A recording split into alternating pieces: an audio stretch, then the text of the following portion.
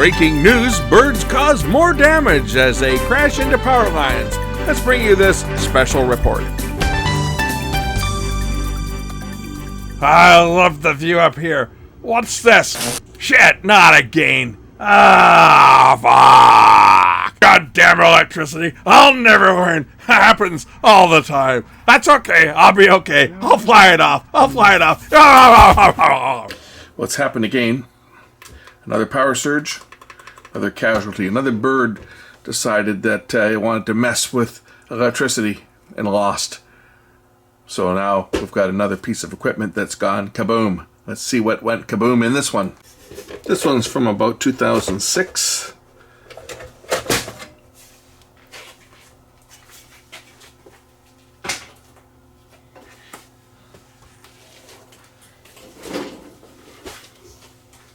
No power whatsoever. I think something on the board is blown up. What do you think? Let's check. Maybe a cap that's popped. I think I can see one already. But we definitely got a power supply problem on this one. So let's just check for some voltages before I get into this thing too far. Let's see what if there are any voltages being produced on the DC side of things. That'll tell me whether the oscillator is running or not. And we indeed have 2.5 volts. So the oscillator is running. Minus 23. So that's a good sign. That means the oscillator is running. Something on the DC side is bad. I'm going to say high ESR on capacitors. I'm suggesting that one there might be the one that's at fault because I see what looks to be a little bit of bulging on that one. But it could be more, or it could just be that one. But that's the first one I'm going to look at. And hopefully that's the only one I have to look at.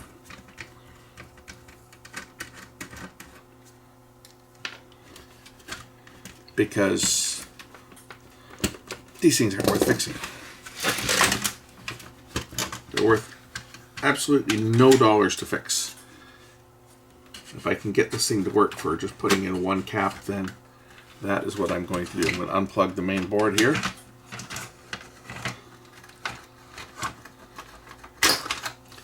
Just so as not to short anything out if anything were to short.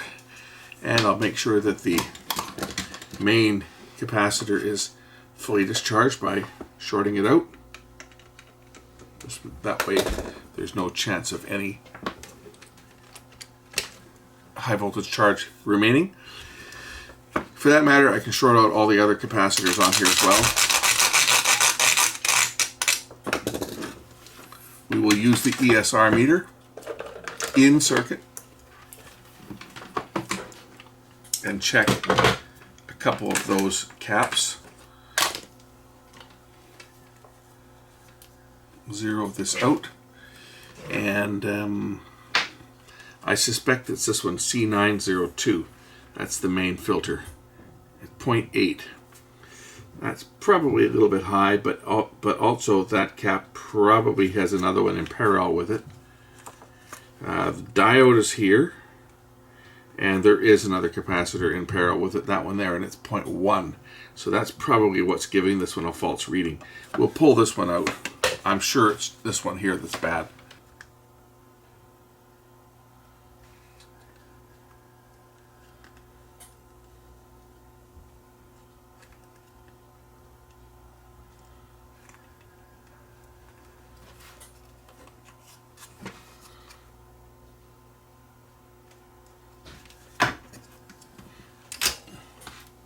Again with the ESR meter.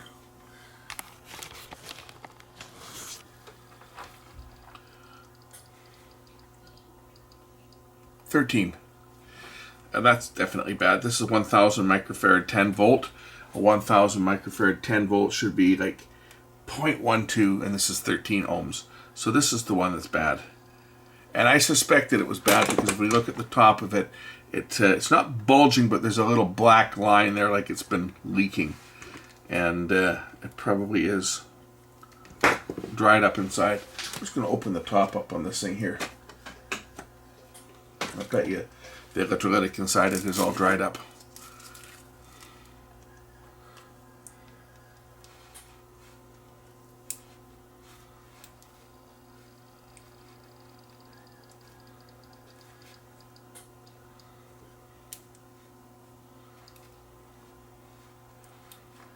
Yeah, that's dry.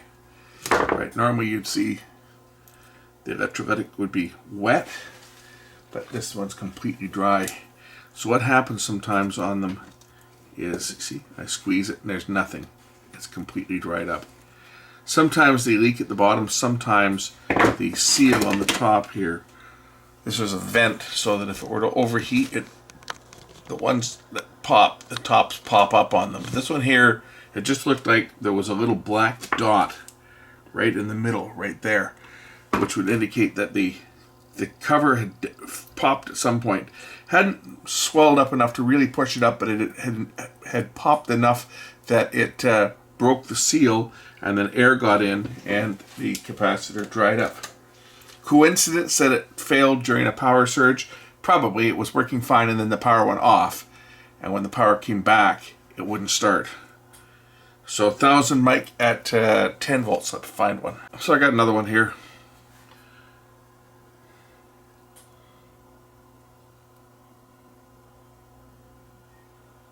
.05. I think we're okay. It's not new. I don't have a new one of this size. The only 1000 I've got is like 50 volts, and I'm not going to put a 50 volt cap in something like this. It's just not worth it. I've got this one here is the right size, the right value. So this is what's going in. You don't like it? Too bad. I didn't ask your opinion. I'm not putting any parts into this thing. Not putting any money into it. Not worth it.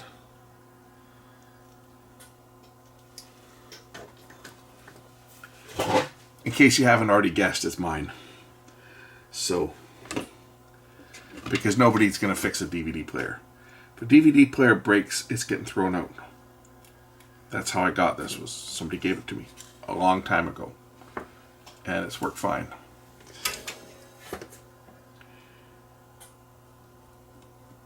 And I will say it gets tons of hours.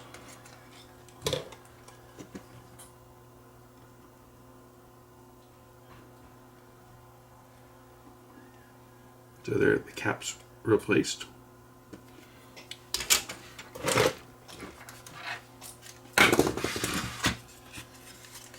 At least this has a separate power supply, unlike a lot of the new stuff, which everything's just on the main board. Or the newer stuff. The new stuff doesn't even have a power supply in it. Now it's a wall wart that you gotta plug in.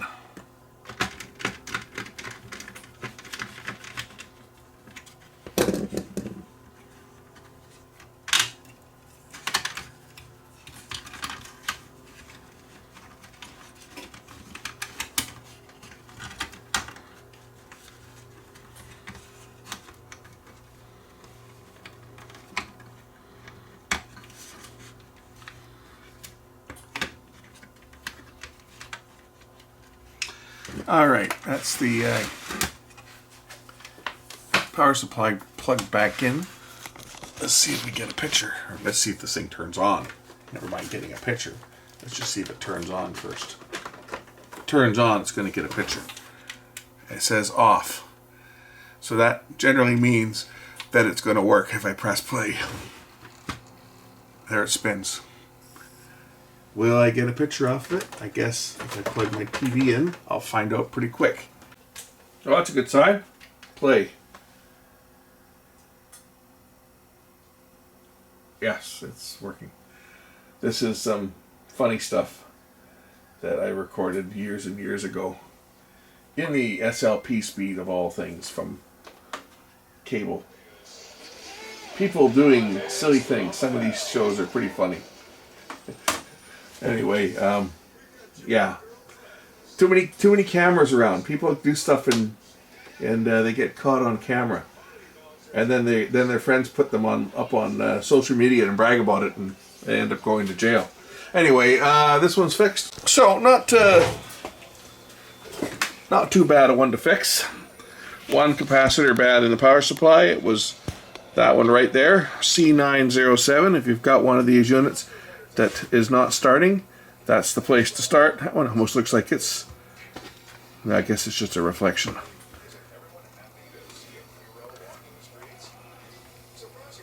Yeah, it looks fine. That's just ink. I was thinking, oh, geez, that looks like that one's leaking, but it's not. It's just ink from when someone did a quality control check on whatever it came out of, which was, I forget, something I scrapped. Anyway, something I scrapped and kept the power supply out of it just so I could keep the caps. Might have been an old TV or something, I forget. Anyway, yeah, this one's fixed. So, thanks for watching. We'll catch you in the next one. I'll let you know how long this drive goes, because this thing runs 24 hours a day. It's never shut off. I'm going to run this thing until it drops, and we'll see how long it goes. We'll catch you in the next one.